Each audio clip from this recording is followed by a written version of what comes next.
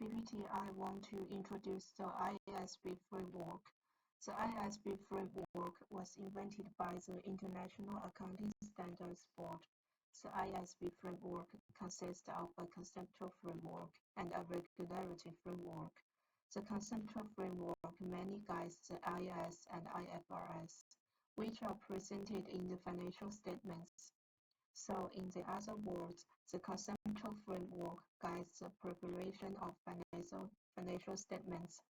The regularity framework is mainly about who develops IAS and IFRS, and the process of developing them, aiming to narrow the areas of differences and choice in financial reporting and to improve comparability.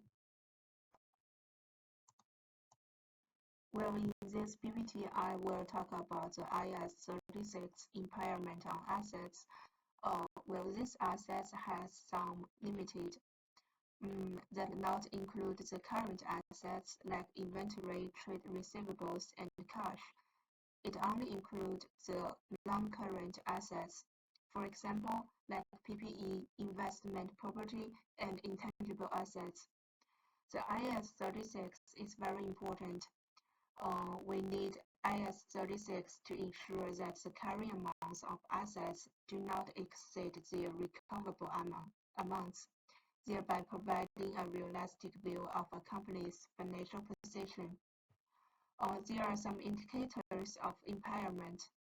The external sources of information, for example, there's been a major changes in the market, and the internal sources of information like assets are damaged. However, there are two kinds of assets need to be impairment, whatever if they have some indications. Uh, First one is the intangible assets with a definite useful life, and the other is goodwill.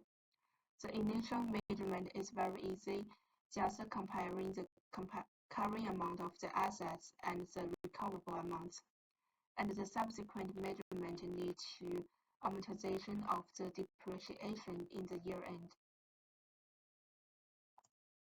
Well, for this PPT, I will talk about IFRS 5 non-current assets held for sale and discontinued appreciations. The objective of IFRS 5 is to appropriately classify major and present in the financial statements non-current assets held for sale and discontinued appreciations.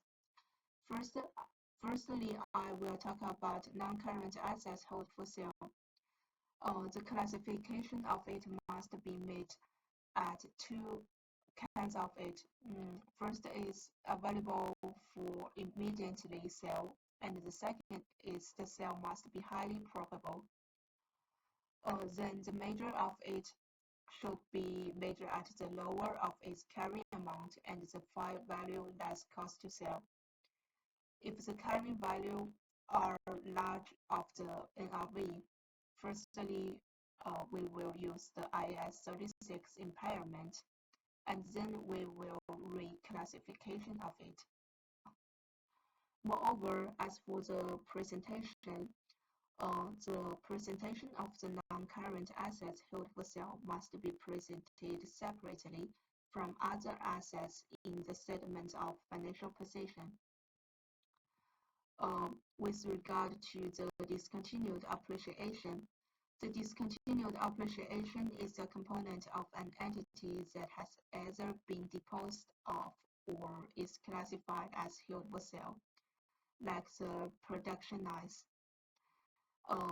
However, its presentation also must be presented separately, and the related assets and liabilities cannot be offset. Well, for this PPT, I will introduce the IAS 21 foreign currency transactions. Well, first, as for the definitions, we will divide it into the functional currency and the presentation currency.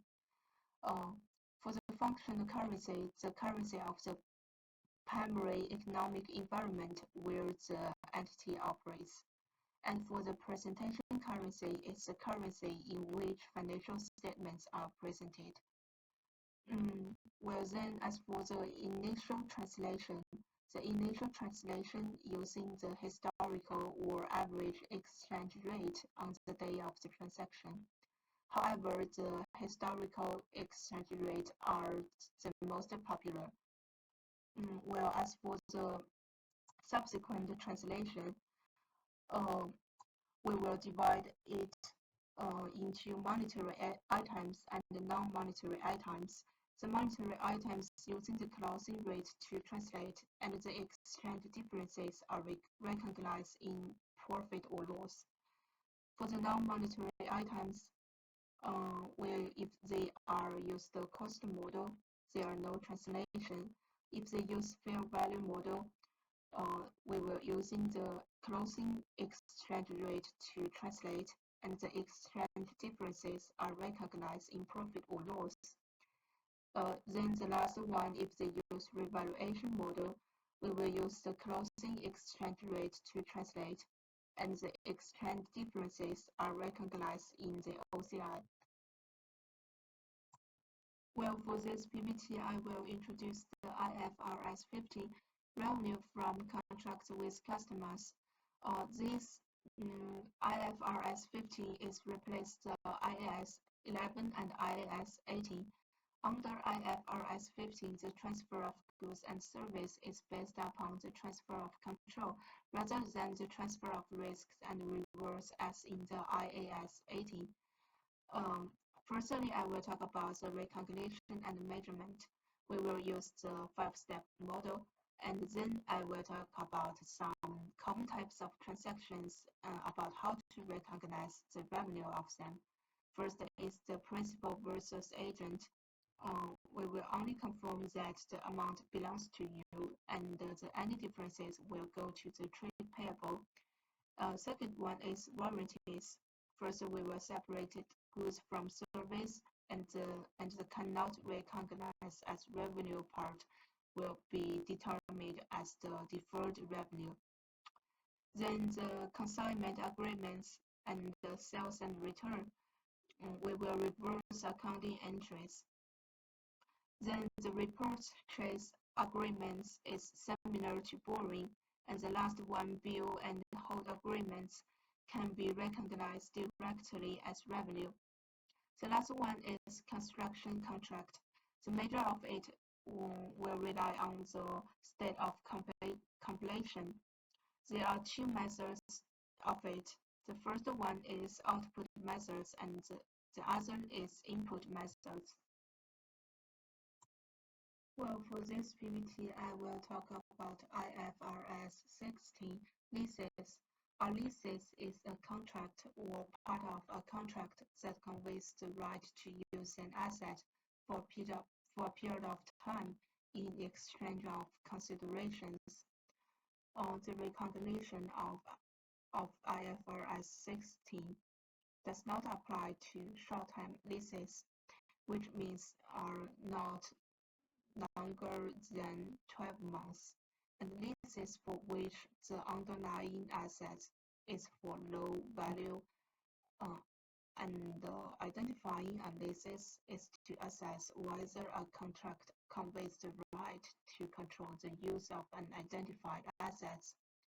As for the initial measurement, we will debit ROU, which consists of same value as lease liabilities, direct cost, and dismantling cost.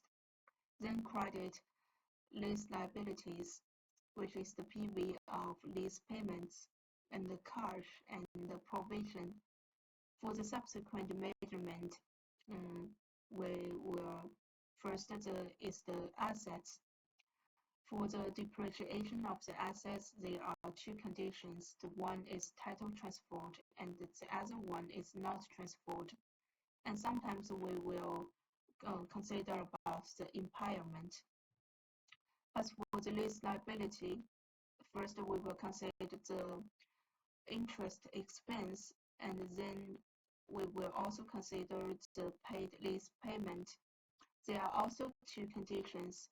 First is paid in arrear, and the second is paid in advance.